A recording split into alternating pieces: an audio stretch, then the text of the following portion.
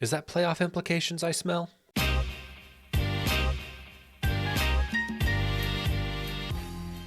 Welcome back to the Green Beans Go channel. It's your host, me, and we're not even going to talk about last week because we went 6-9 on spreads and 5-10 on totals, which is not great. So let's move on to week 16. I've added something extra this week. If you see the asterisks by the team logo, that means they are still in the playoff hunt. So keep your eye out for those. I do think that's important as we start to break down and handicap these games. Also, quick plug, if you want to follow me on SoBet, it's $10 a month. You get access not only to my picks and plays, but you get access to every handicapper on the website, on the apps. So it's a good value at $10 a month. I know some Discords are $25 to $50 a month, and they only give you access to certain content creators, where SoBet gives you access to every content creator that is invited to the platform. So if that sounds interesting to you, $10 a month, give it a try and use my code. Thursday night's game is at SoFi Stadium. The Saints come to LA, and I think the Saints are just struggling with teams who have above average offenses. They can beat the teams they're supposed to, but when they face a actual contender that can put up points, they are struggling, and they do have a losing record on the road. This is a team in LA who stays at home after last week playing at home against Washington. They are 4-1 in their last 5, and the only loss was an overtime loss to the Ravens, so we can excuse that. I think this team is healthy and focused, so I like the Rams -4, and I do like the under 45.5 in this one. I don't see the Saints scoring over 17 points, so I don't think the Rams need to run up the score. This AFC North battle is going to be played on Saturday, so the Bengals and the Steelers both have another Saturday game, and I like the Bengals -1.5 in this one, and I like the under 37, although I'm not confident in that. Like I said, both of these teams played on Saturday, and the Bengals got a narrow overtime win at home against the Vikings. Browning continued to look good, although they will not have Jamar Chase this game, but he seems to prefer T. Higgins anyway, so I'm not too worried about it.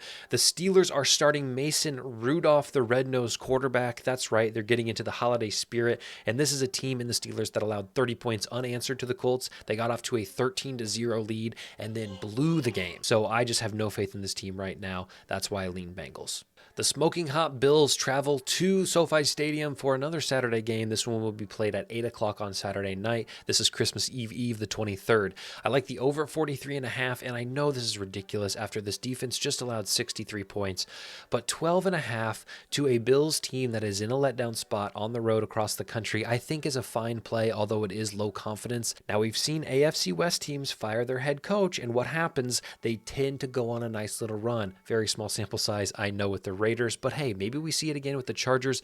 I think they respond in a reasonable way here. I think Easton Stick has another week under his belt, so 12.5 I guess would be the side I'm on, but I don't love it. Now we get to the Christmas Eve games. These games are going to be played on Sunday, and two more teams that have playoff hopes. The Colts are actually underdogs on the road in Atlanta, and I think they have a ton of momentum after Saturday's win against the Steelers, scoring those 30 unanswered points like we talked about. I think Minshew is as good as a starter right now. He is no longer considered a backup in my eyes. He has control of this offense, and he's doing well, but they do score almost a touchdown less on the road, which is something that you may want to keep in mind. The Falcons are benching Ritter, and they're starting Taylor Heineke, which I think actually will give this offense a little bit of a boost, and I think they will be better with him. However, I don't trust them. This game could go any way. Colts tend to play games tight, especially on the road, but I do like Colts +1 on the road, and I know I said the Colts score less on the road, but I think that over 44.5 is still too low. I like both teams to score over 21 points, so give me 24-21. We barely hit the over. That's why it's not confident.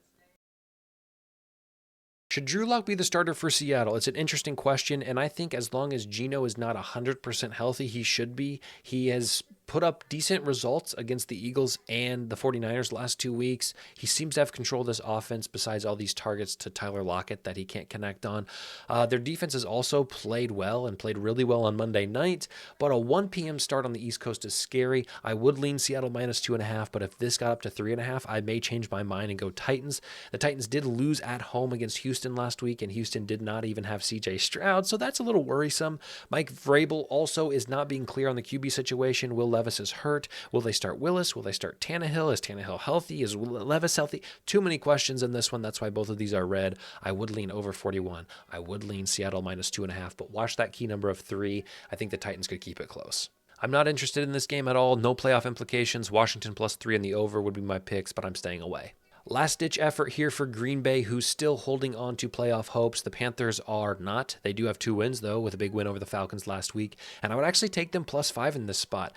Their draft pick is irrelevant. There's no tanking needed because they have to give it to the Bears. They went against the Falcons. And the Green Bay Packers just kind of have Falcons energy in my eyes. It's just kind of an inexperienced quarterback situation. The weapons around him I'm not sure about. The defense is inconsistent. So the Packers are just the Falcons with different color schemes. So I've not been sold on this team, but it is a must-win game. I would take the over 36, and I would take Panthers +5. You see it, the extra most bestest Green Means Go pick of the week is the over 40 in this Browns-Texans game, both of who are fighting for a playoff spot. Now, this is a fascinating statistic that I was blown away by and had to triple check to make sure it was actually accurate. At home, the Browns are allowing 13 points. On the road, they're allowing 30 points. That is 3-score difference, home and away. And we're at the end of the season, so we have a decent sample size. 5, 6, 7 games is not a good sample size to draw from generally, but I do think it's interesting. Joe Flacco, that man still has it. He's playing well. He loves David Njoku, so look at some David Njoku props. You may be able to cash some value on those. But I do like the Texans +2.5, mainly because I think they're going to be able to score on this defense, and I see a high 20s, maybe even low 30s game for both of these teams. I don't know about Stroud, but I do trust Case Keenum should he have to go again, although that +2.5 is a low confidence play.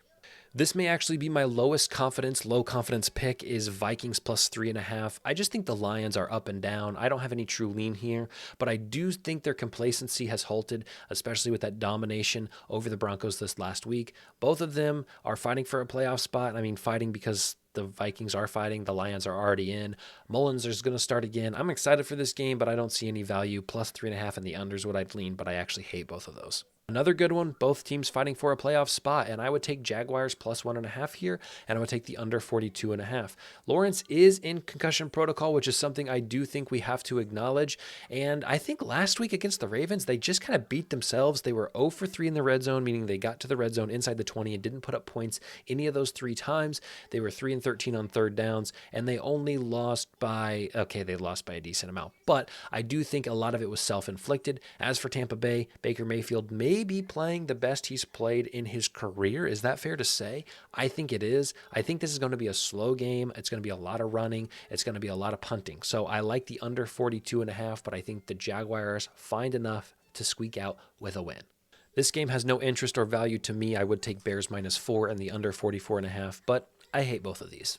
You see it, the extra most bestest Green Means Go pick of the week for the spread. I like the Cowboys +1.5. I get it, guys. They're away from home. I know how they match up away from home. I know how their differential is massive at home than it is at. I get it. I know. All right. But I think this is a huge spot after a dud last week. I know they're in the playoffs, but they can win the NFC East, which will mean more home games. And so let's buckle down and let's get a result here on the road so that when we play the meaningful games in the playoffs, we can play them in front of our home crowd on the turf we love so much. So that is why I like not only the Cowboys +1.5, but I like them on the money line. And here's also why, and this is also a fascinating stat. For the Miami Dolphins, there are 22 teams out of 32 teams in the NFL that are fighting in the playoff race. If you look at the teams that Miami has played of those 22, they are 1-3 versus teams in that category. So of the 22 teams, they've only played 4 of those this season that have a winning record, you could say, and their results are 1-3 against them. So they're losing to good teams. They have played 10 games versus non-playoff teams. Now, 2 of those are to the Jets and 2 of those are to the Patriots, which is why the math doesn't add up there if you're looking for the math to add up with 22 minus 10. But all of that to say, I think the Dolphins are getting a benefit from playing a very cushy schedule, and I think this will be one of the hardest tests they've had in weeks. So that is why I like these picks. The under, I don't really know. Patriots confuse me every week, and the Broncos let me down last week. I hate this team. I hate this game. -6.5 if I had to pick. It means more to them, and the over 34 just because that total's low, and we've seen the Patriots defense be gashed from time to time. Skip. Come on. Seriously? This has got to be the most disrespectful line of all time. The Raiders put up over 60 points, which is a feat in the NFL, which is history in the NFL, and they get rewarded by being 10-point dogs off of a mini bye since they played Thursday against a division rival. Yeah, give me plus 10 for the Raiders and the under 41.5. Too many questions for this Chiefs team. I know they play better at home, but I'm still not sold. I think the Raiders will do enough to game plan, take Kelsey out of the equation like the Patriots did, and they'll have a better result. So Raiders plus 10 in the under. I don't know about this one. I would take the Giants plus 12. I know that they lack the passing attack, which is really how you capitalize on this Philly defense, but I do think they have enough to cover this plus 12, and they will do enough. I know that this is absolutely a must-win game for the Eagles, although they do already have a spot in the playoffs, but it is a must-win spot, a get-right spot, kind of an emotional, mental spot for them. I think they'll slow the game down, which is the first time that they have been able to do that in weeks. You know, they played the Bills, they played the Chiefs, they played the 49ers, they played the Cowboys. They've played all of these teams that have the offense to put up points. And I think that kind of wears on a team.